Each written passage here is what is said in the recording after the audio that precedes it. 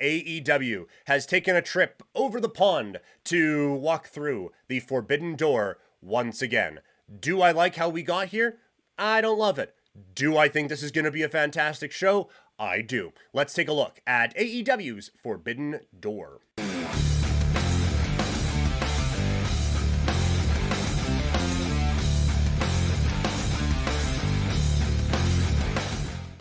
We can debate if the Forbidden Door concept is working, or if it's something that has maybe fallen off a little bit. Don't know where that accent came from. Fallen off a little bit. But what you can't deny is the action we're going to see Sunday afternoon on pay-per-view is gonna be awesome. So let's dive right in. Just going off of what the matches are on Wikipedia, and they have up first. I get kind of bouncing around a little bit because they have Cope and Cage as the main event, and that's not it. But up first, lights out steel cage match. Golden Lovers, Darby Allin, Hiroshi Tanahashi, and Will Ospreay taking on the Death Riders, the Young Bucks, and Gabe Kidd. This is such a mishmash of talent in this bout. Ospreay is going to get a phenomenal response. He is going to feel like a superstar. I do worry about the neck injury and coming back too quickly for a match like this, because he is not, well, yes, there's 10 other guys in there. He's not going to be, to use the racing term, he ain't going to be conserving fuel out there to try to get this one across the finish line. He is going to be totally fine if he has to drive across this thing on one wheel to get to the finish line. That's what I anticipate this being for him. And so, like, this is going to be your crazy, wild, gifable moments for AEW this weekend with all of the insane humans that are going to be in this. It's wild, like, look, this is not a disrespectful take for Hiroshi Tanahashi or anything like that, but this is definitely one of those things that's not like the other, right? Like, Omega, we've seen him in Anarchy in the Arena and all these things before. I guess Ibushi kind of, although, like, he's done the DDT stuff, like, he has done some wild things as well. Darby Allin, enough said, right? Like, he has jumped off of ladders through glass before and all of those things. Will Ospreay, you think of the bloody cage match that he had with Kyle Fletcher. The Death Riders, it go like John Moxley death match stuff, like it just kind of goes hand in hand. The Young Bucks have super kick guys with tacks on their shoes before, and Gabe Kidd, while we haven't seen him in these types of matches on this sort of a level, feels like he fits, right? He feels like he kind of fits in to that mold.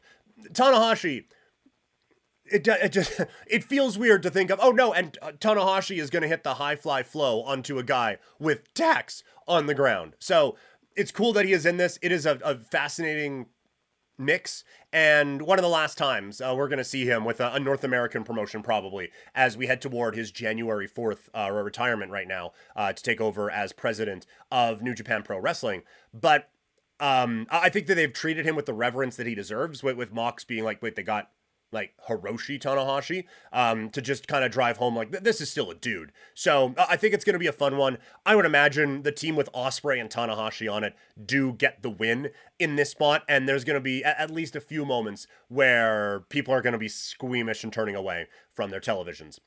Cope and Cage taking on Kip Sabian and Killswitch in a special attraction tag team bout. I do think we maybe speed ran this Cope and Cage reunion a little bit, but we're obviously getting ready for All Out in Toronto, and these two guys to be on that card in somewhat of a big moment. And to get this one here out of the way, like, this is going to be, I think, a fun match. And the story, like, they have done enough with it that it makes some sense. I think you maybe could have drawn it out a little bit longer, but I understand why you didn't. And I think you were still able to get there with a relatively reasonable amount of time. I think the addition of Killswitch to this match is a really, really strong job. I think, like, Nick Wayne would have benefited from this level of a spotlight, I think, given the veterans in this match and everything like that. But Killswitch, to bring him in, it feels like an oh shit thing, which makes him feel like a bigger deal. And someone who, like, it's a weird gimmick, obviously. A luchador who's a dinosaur, right?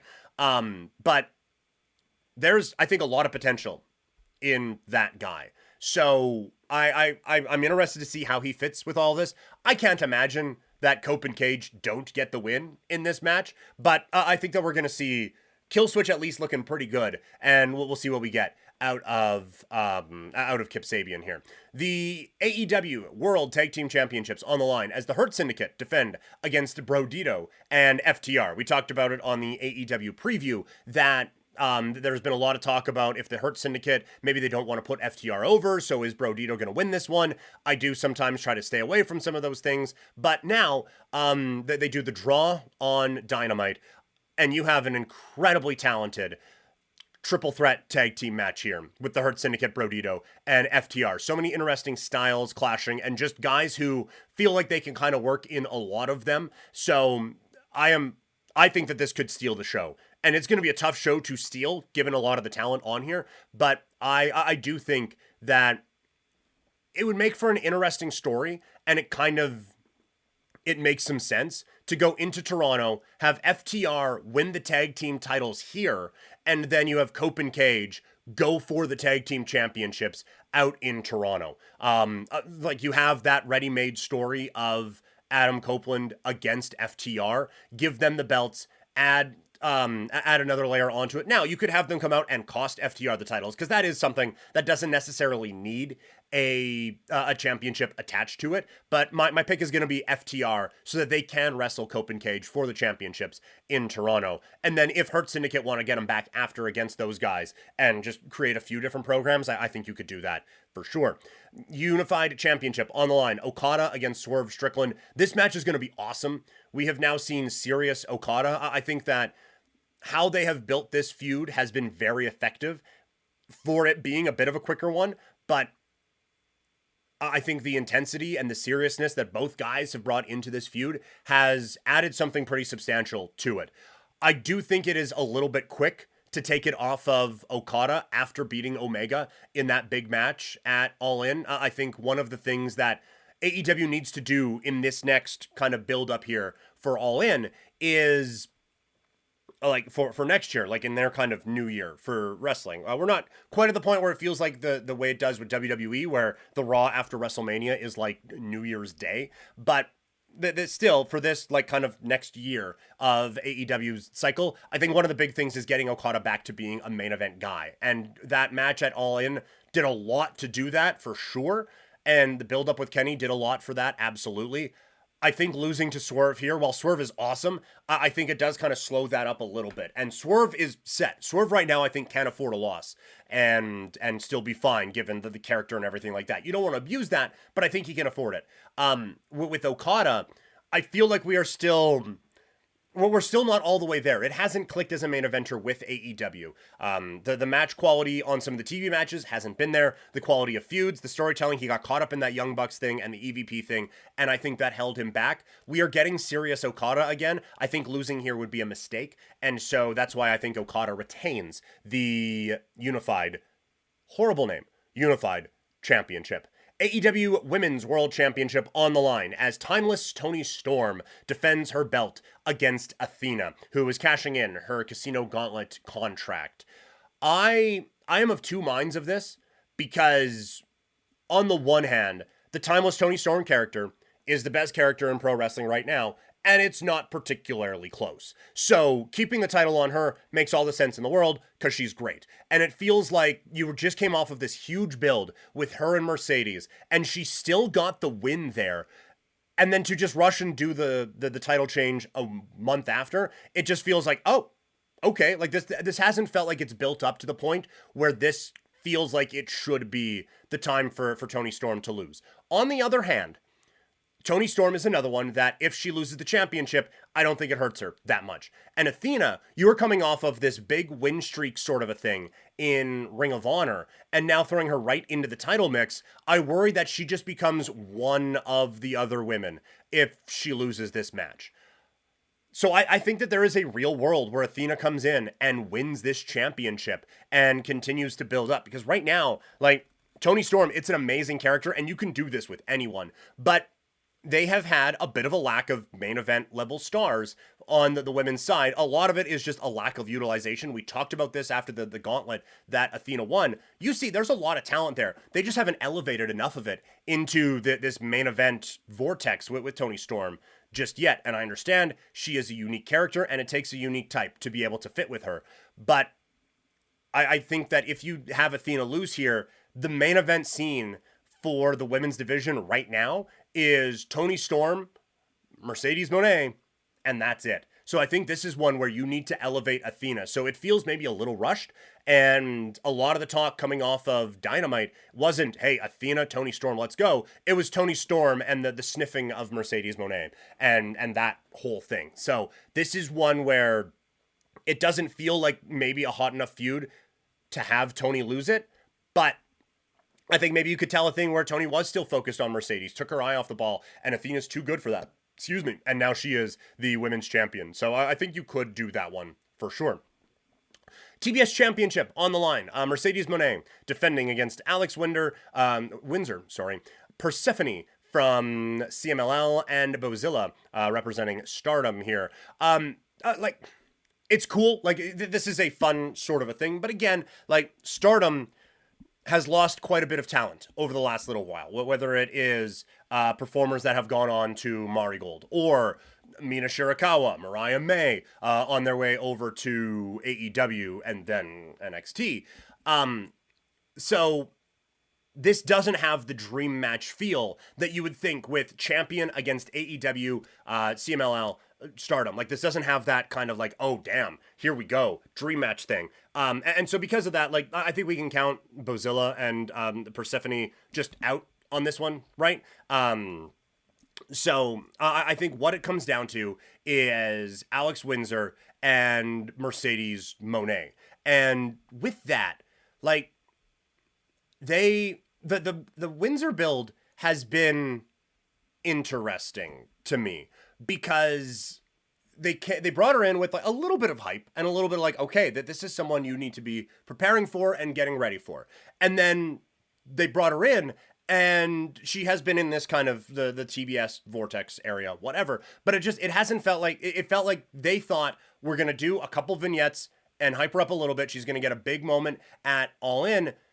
Box checked, we're good, and off we go. And they haven't really followed up, I feel like, in the necessary ways with her to kind of drive this star thing home a little bit. And so again, it's kind of like the Athena thing where I worry that a loss in this match, even if she's not the one taking the pin, I worry that a loss in this match just kind of puts her in as a face in the crowd in this division. And I think she can be a little bit more than that. So I do wonder if you use the stipulation to your advantage and have Windsor pin Persephone or Bozilla, and she wins the TBS championship and Mercedes didn't have to be pinned to lose it. So you have now built up Windsor as, again, someone who can be a star in this division. Mercedes Moné doesn't lose a whole lot, and you have now established a couple of performers at a higher level. If Mercedes just got the win, wouldn't be surprised. She is the belt collector, all these things right now. But I wonder if you are looking to elevate someone,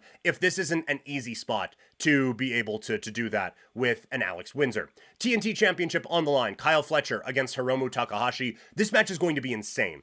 The result of it is not in doubt for 1 second. I don't think there is any way that, we said this in the look ahead, I don't think there's any way that Kyle Fletcher stabbed Dustin Rhodes in the knee to lose the belt to Hiromu Takahashi a few weeks later. So the match is going to be bonkers. It's going to be insane. I cannot wait to see what this match looks like. But at the end, Kyle Fletcher is getting his hand raised, and rightfully so, as he is the next project in the men's division over on AEW. IWGP World Title on the line as Zack Sabre Jr. defends against Nigel McGuinness. The people who are looking for a youth movement in New Japan, I think, would get a little upset if it was Nigel McGuinness who took the belt off of Zack Sabre Jr. So again, this is another one where the result is not in doubt. It is more just, it's going to be cool to see in England, Nigel McGuinness against Zack Sabre Jr.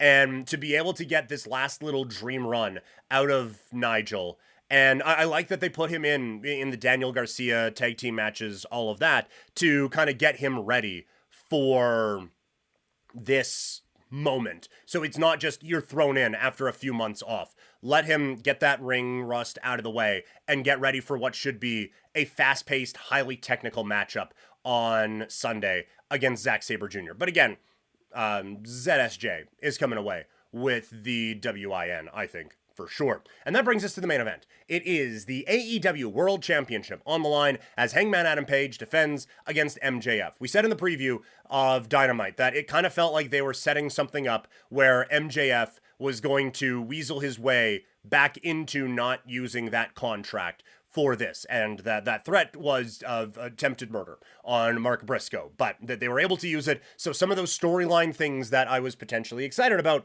might be able to creep their way back in with this match. I still think, like, it is interesting because these guys have the potential to be the Rock Austin of AEW. Like, I think that these, like, Hangman has found another level with this character. He has found another level with the connection with the audience with this character. He is just that good. MJF, it goes without saying, right? Like, that this guy is the best heel in the business right now. And so, it feels too soon to take the belt off of Hangman Adam Page after you just made him kind of the face of the franchise, beating Jon Moxley, again, by attempted murder, at All In. And being able to have him kind of ride into this new era of AEW, only to lose the belt a month later against MJF, it feels too soon for that. So I think having the out of MJF still having the contract and still being able to do this, I think makes it a little bit easier. I think Hangman does get the win. I would be a little surprised if MJF got it, but you could convince me that is the right move just because of how good a performer he is and just how serious he can get in this role. But yeah, I think that these two guys have unlimited potential when it comes to what kind of rivalry they can have with AEW. And I think the match is going to be absolute brilliance on Sunday. So like we said that about a lot of these matches on this show. I'm not going to go too far into the Forbidden Door thing again. We talked about it in the look ahead at the beginning of the week. New Japan is just, it's a cold product right now. The attendance figures were not great for the G1. The reaction off the G1 wasn't awesome either. You certainly have your New Japan defenders, and different people like what different people like. But this is not the product that it was when AEW started this whole thing with Forbidden Door and doing all of this. Like, they're just not at the level that they were at that particular time. So this doesn't feel like it's at that level. And as we mentioned before, like it feels like an AEW pay-per-view with a couple of New Japan throw-ins just cuz. So that's a little unfortunate, and we would want a bit more of a growing of this relationship going forward. But for now, it's still going to be an awesome show. Whatever you want to call it, wherever you want to put it, this is going to be an amazing wrestling show coming up on Sunday on pay-per-view. Again, want to remind you guys, if you're watching this live stream, we're just about a couple hours into this now. Look, I love covering a lot of different things, and I feel passionate about talking about a lot of it, but I understand not everyone's like me. Not everyone is going to bounce around from a hockey conversation, an NFL conversation, a Blue Jays one, and then off into the wrestling world. So for the wrestling fans, there is a podcast just for you. It is called Living Room Lariat. It is available wherever you get your podcasts. That, of course, again, is on Spotify as well as on Apple Podcasts. It is all the wrestling talk from here. We have a couple bonus segments that get thrown in there as well that you're not going to get on the regular Couch Potato Diary. So if you're a wrestling fan and you just want the wrestling talk, it is over on on Living Room Lariat from Couch Potato Diary. Also, if you want some of the other stuff, like if we're doing wrestling right now, if you're here because of the UFC, hey, thank you. But also on YouTube, Daily Motion as well, we have all the playlists broken down, so you can get all the content from all those sports all in one very convenient spot. So check all of those out on the Couch Potato Diary YouTube and Daily Motion pages.